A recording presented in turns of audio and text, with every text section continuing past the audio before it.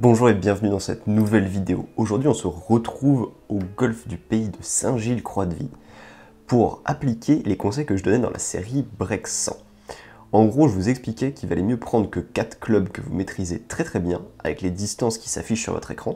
Moi en l'occurrence j'ai pris les clubs qui correspondaient dans mon sac, qui sont probablement pas du tout les mêmes que ceux que vous allez utiliser.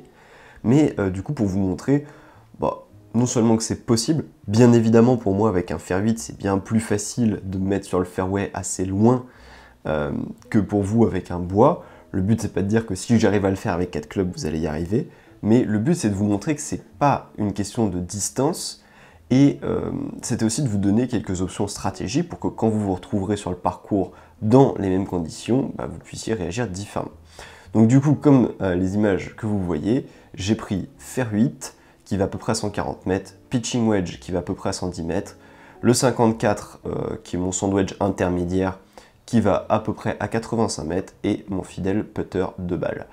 Voilà, je vous laisse tout de suite avec la vidéo.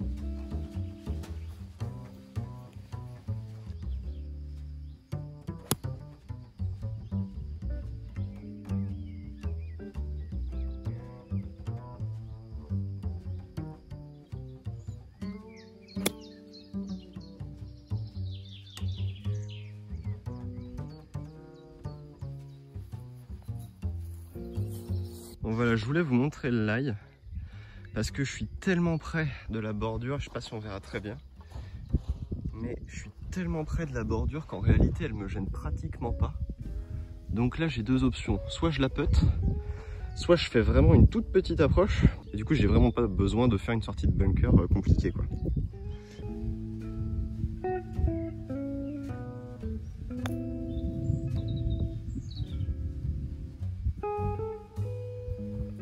Ça suffit, pas besoin de se compliquer la vie.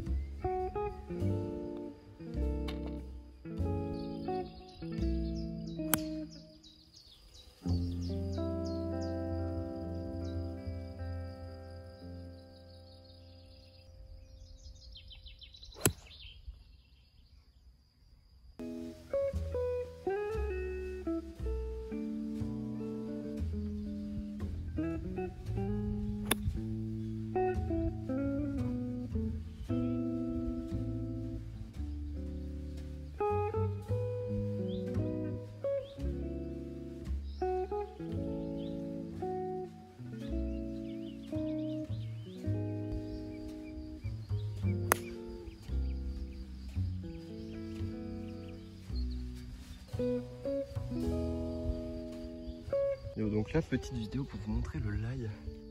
Donc là, c'est de l'herbe qui est quand même assez grasse et qui va accrocher pas mal. Donc là, en gros, la réflexion que j'ai, c'est de me dire, est-ce que je suis sûr à 100% de bien toucher cette balle avec un sandwedge pour la faire voler au-dessus de la butte? Ou est-ce que je suis pas tout à fait sûr de mon coup et je vais assurer avec un pitch qui, dans le pire des cas, je vais finir quelque part sur le green?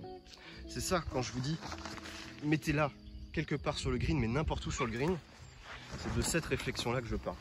Donc là, je sais qu'avec un pitch, peut-être que je serais pas aussi près du drapeau que si j'avais joué un sandwich, encore que c'est pas sûr. Et par contre, ce qui est sûr, c'est que je vais réussir à attraper un bout de green sans problème, quoi.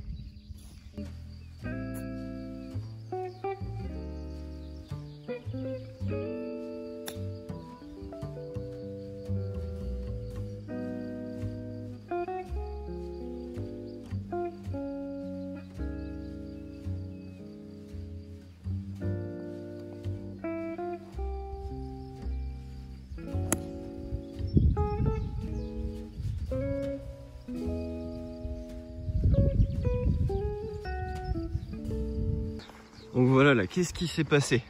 Donc là, voilà typiquement l'exemple de balle que certains auront envie de jouer. Parce que là, oui, effectivement, avec un fer 7, je vais réussir à passer cette balle-là. Sauf que quelles sont les chances que ma balle reste accrochée et que je prenne 2 coups là-dessus? Elles sont assez élevées, alors que je suis dans l'obstacle d'eau, donc je peux très bien me dropper en arrière à distance de 2 clubs en latéral, et donc je pourrais faire un coup qui va passer sous cet arbre-là.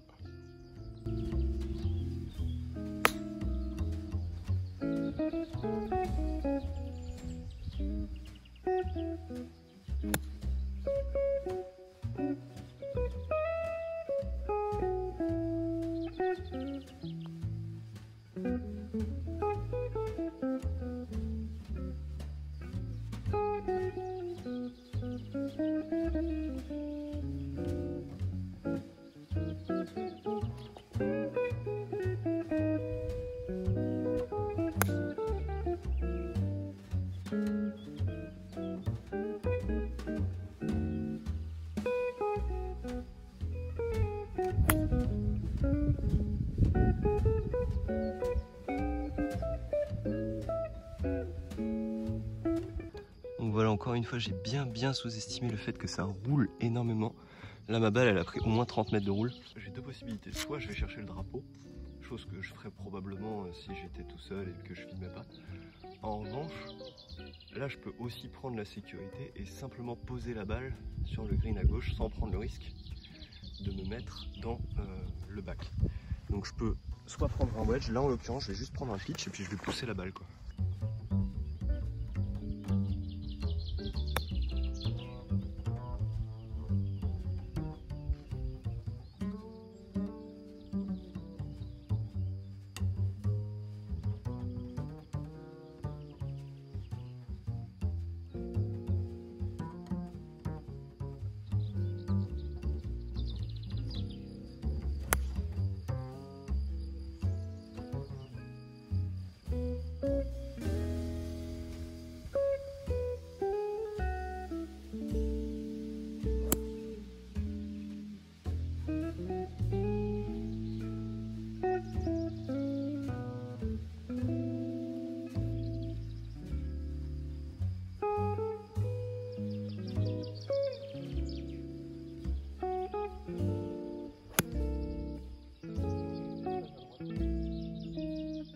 Là pareil, je voulais vous montrer ce lie. C'est-à-dire que là, quand on est ici, je vous vois, hein, ça c'est du pré-green. Quand on est ici, il n'y a aucune raison de ne pas putter, quoi. Là, il faut putter, hein. À moins que ce soit très long, il n'y a pas de raison de ne pas putter ça, quoi.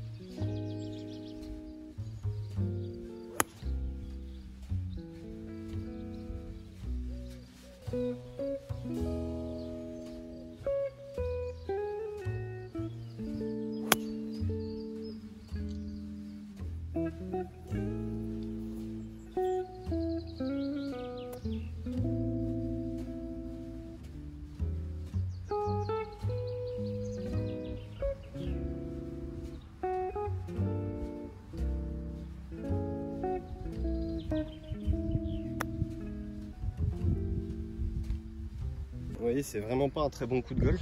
C'est même très mauvais. Le contact de balle était pas bon. Mais voilà, je tire parti des événements. Des éléments qui font que là, dans tous les cas, ma balle aurait roulé, quoi. Là, ma balle, elle prend un kick vers l'avant. Elle finit, il manque pas énormément pour finir au mât. Donc très clairement, ça me va bien. Hein. Je vais surtout pas me stresser avec ça.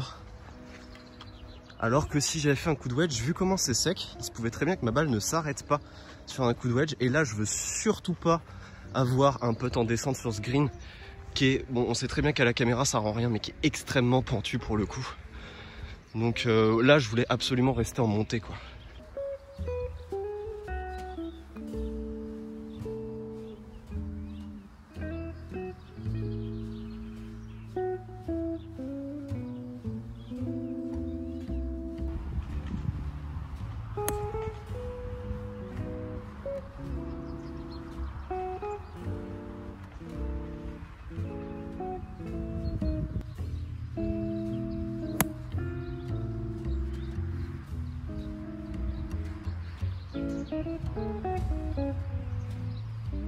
Voilà, c'est pas quelque chose dont on a parlé, mais ce trou-là est un par 4 très particulier parce qu'il fait que 240 mètres. En fait, c'est un par 4 simplement parce que il y a cet obstacle d'eau là qui fait que ça force un gros dogleg. Et la difficulté, c'est de pas être long en face parce que, en gros, toute la difficulté sur ce trou, c'est de se laisser l'ouverture.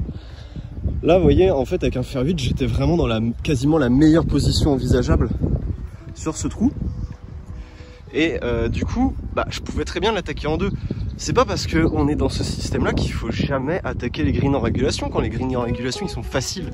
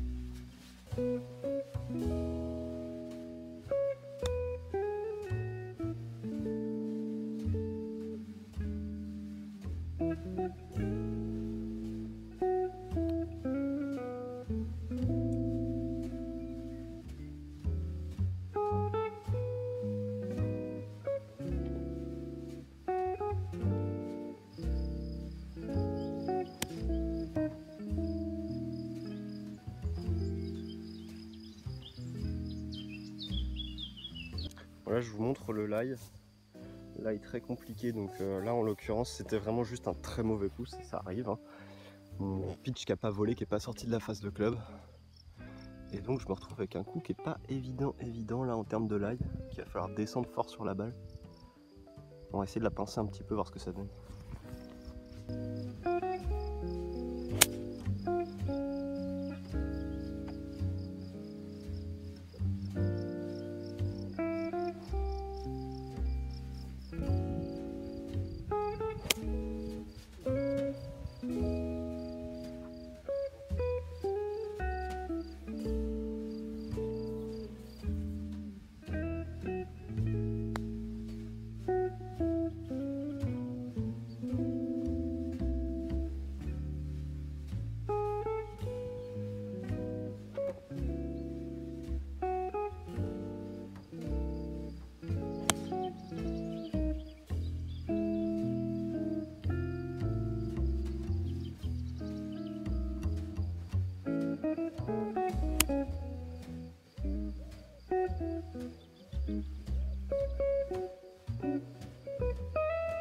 Donc là on est d'accord pour dire que j'ai eu beaucoup de chance parce qu'elle aurait très clairement pu finir dans le bac, et là pour le coup c'était très difficile.